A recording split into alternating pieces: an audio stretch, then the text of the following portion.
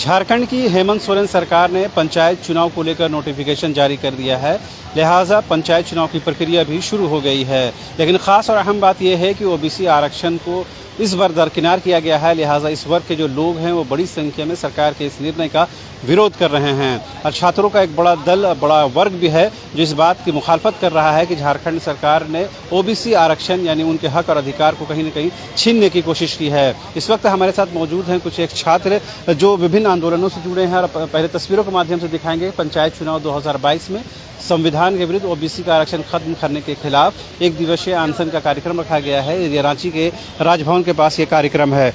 कुछ एक लोग हैं, उनसे बात करने की कोशिश करते हैं। पहले तो ये था कि पंचायत चुनाव सरकार कराएगी या नहीं कराएगी। अब सरकार ने तो अज़्म इरादा दिखा दिया है कि हम पंचायत चुनाव कराएंगे, लेकिन उसमें ओबीसी को कहीं न कहीं दरकिनार करने की कोशिश की गई है। आप लोगों की क्या आपत्ति है? आपत्ति का काम ही है, ये ओबीसी की बात नहीं है, ये तमाम जो आरक्षित वर्ग हैं सभी के लिए है। क्योंकि आज ओबीसी के साथ ऐसा हो रहा है, कल एससी के साथ होगा, कल एसटी के साथ होगा और आने वाले जनरल जो है झारखंडी हैं मूलवासी, उनके साथ भी ऐसा ही होगा। ये आंदोलन जो है अभी हम लोग पिछले 4 महीने से जो खतियान आंदोलन चल रहा था, जो उसमें बाहर के लोगों को हम लोग कह रहे थे कि उसको सीमित किया जाए, हमारा जो है 3rd 4th ग्रेड के जॉब में हमको सुरक्षित किया जाए, इसी का यही मुहिम है। उसको डाइवर्ट करने के लिए ये षड्यंत्र रचा गया है। अगर हमारा आज देखिए ओबीसी का जो लगभग 9470 सीट जो है, 470 सीटें जो है सामान्य वर्ग को दे दिया गया। तो सामान्य वर्ग को दे देना मतलब है कि उसमें झारखंड के बाहरी लोग भी उसमें 50% तो जरूर सफल हो जाएंगे और मुखिया और पंचायती में वो लोग आ जाएंगे और राज करेंगे झारखंड में। तो ये षड्यंत्र रचा जा रहा है हेमंत सोरेन सरकार के द्वारा। और ये सरकार जो है झारखंड विरोधी हर काम कर रही है, आरक्षण विरोधी काम कर रही है, जिसका हम लोगों को घोर आपत्ति है। इसलिए हर लोगों से इस विषय में बात हुई, उन लोगों ने कहा कि सरकार के इस निर्णय को वो लोग कोर्ट में चैलेंज करेंगे। तो लग रहा है कोर्ट में जाकर ये स्टे हो सकता है? स्टे हो सकता है, इसके लिए केस भी किया गया है, सुप्रीम कोर्ट में केस किया गया है।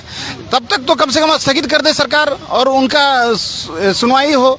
और सरकार को तो लड़ना चाहिए। अभी देखिए ये कोर्ट में पिछले 15 दिसंबर में जो आया था निर्णय सुप्रीम कोर्ट में, तो सुप्रीम कोर्ट के लिए मध्य प्रदेश की सरकार और राजस्थान की सरकार लड़ रही है, महाराष्ट्र की सरकार इससे लड़ रही है, सरकार से सुप्रीम कोर्ट में जा रही है और अपील कर रही है बार बार कि हम लोग वहाँ पर आरक्षण 27% है वो देंगे, बताइए। और ये झारखंड है एक जो मात्र 27 तो छोड़िए, यहाँ 14% मात्र मिला हुआ था और उसमें हम लोगों को पिछले बार ही चुनाव हुआ, 2 बार चुनाव हुआ है सर।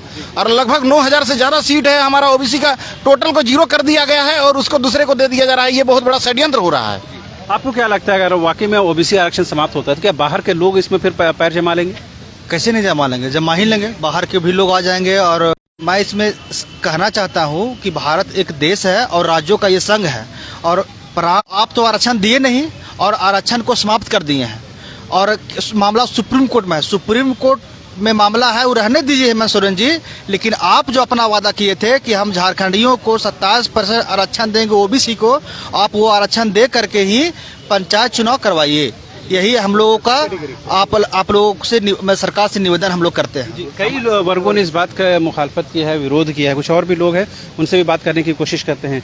आप लोग तो विभिन्न आंदोलनों में शामिल हैं, क्या लग रहा है अगर सरकार इस कदम को आगे बढ़ाई है तो क्या सरकार की इस कदम के पीछे भी उनकी कोई सोची समझी कोशिश है या कोई उसका प्रयास है ताकि किसी एक वर्ग को अलग रखा जाए?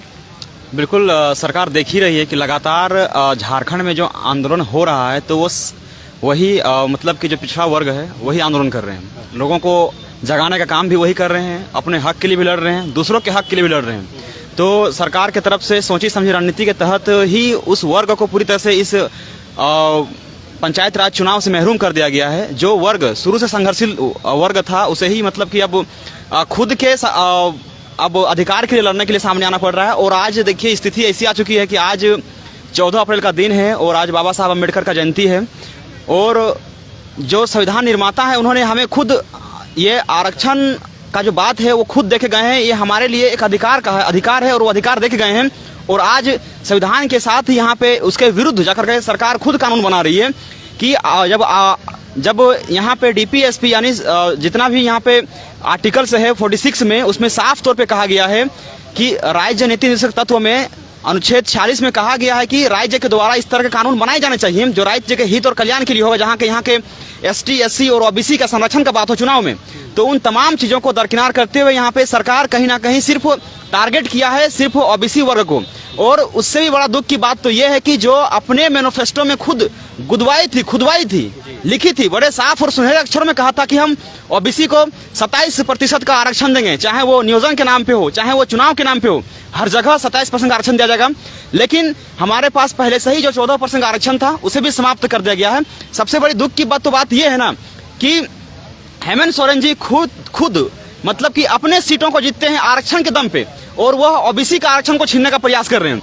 तो बिल्कुल झारखंड के युवा देख रहे हैं इस चीज को, झारखंड के लोग देख रहे हैं, झारखंड के किसान मजदूर जनमानस देख रहे हैं यहाँ पे, और जनहित और जन आकांक्षाओं का जो काम होना चाहिए था माननीय मुख्यमंत्री की तरफ से वो बिल्कुल नहीं हो रहा है। क्योंकि हर जगह चुनावी माहौल जहां भी हुआ है, जहां भी रैलियां हुई है, हर जगह जनसभाएं हुई है, हर जगह केवल वहां पे एसटी एससी और ओबीसी के हित के बात करते हैं। लेकिन आज जिस तरह से षड्यंत्र रचा गया है कि यहाँ पे 9,470 पदों को जिस तरह से सामान्य वर्ग में शामिल कर देना, मतलब साफ साफ हम बाहरियों को यहाँ पे आमंत्रित कर रहे हैं कि अब आप आकर के खुलेआम पंचायत चुनाव में भी अपना पैठ बढ़ाइए, कब्जा जमाइए और हस्तक्षेप बनाइए। एक आखिरी सवाल, क्या लगता है जिस तरह से अगर आप ये कहते हैं कि सामान्य वर्ग के लोगों को कहीं कहीं आरक्षित वर्ग में लाने की कोशिश है, बाहरी लोग इसमें आएंगे, तो इसका विरोध सड़कों पर क्यों नहीं दिखता है? लोगों में जागरूकता अवेयरनेस की कमी है, और ये हम लोग शुरुआत कर रहे हैं, ये होगा। अभी जैसे कि भाषा आंदोलन भी जिस तरह से हम लोग 5 आदमी से ही शुरू किए थे बोकारो से, तो पूरा झारखंड में फैल रहा है, और आप खुद देख रहे हैं तो तमाम जगह हो रहा है। और ये शुरुआत भाषा और खतियान आंदोलन जिस तरह आगे बढ़ा उसी तरह ये भी आंदोलन आगे बढ़ेगा, उससे भी, और ये प्रखर ढंग से होगा और सभी वर्ग के लोग साथ देंगे। क्योंकि देखिए ये हमारे एससी भाई हैं, प्रदीप राम जी, ये भी प्रकाश राम इनका नाम है, प्रकाश कुमार, तो ये हमारा साथ दे रहे हैं। सामान्य वर्ग के देखिए ये प्रदीप सर जी साथ दे रहे हैं, पंकज मिश्रा जी हैं, और तमाम वर्ग के लोग समझ रहे हैं कि ये सरकार जो है हमारे साथ मतलब छल कर रही है। मूलवासी सब एक होकर हम लोग लड़ने वाले हैं, बहुत जल्दी बहुत बड़ा आंदोलन होगा। तो आपने सुना किस तरह से जिस तरह भाषा और खतियान को लेकर आंदोलन चला, उसी तर्ज पर या उसी बुनियाद पर ये ओबीसी आरक्षण खत्म करने के विरोध में भी सड़कों पर आंदोलन देखने को मिलेगा। हालांकि विभिन्न संगठनों की तरफ से, विभिन्न दलों की तरफ से इस पर आपत्ति दर्ज कराई गई है, आसू की ओर से भी आपत्ति दर्ज कराई गई है, कई मंचों ने भी इसकी आपत्ति दर्ज कराई है, लेकिन सरकार इस बात को सुनने के लिए फिलहाल तैयार नहीं है। नोटिफिकेशन के बाद जो चुनावी प्रक्रिया है वो शुरू हो गई है। अब देखने वाली बात ये होगी कोर्ट में जाने के बाद ये मामला कहाँ तक ठहर पाता है। कैमरा पर्सन विकास के साथ रांची से न्यूज़ बाइस्कोप के लिए शहनवाज।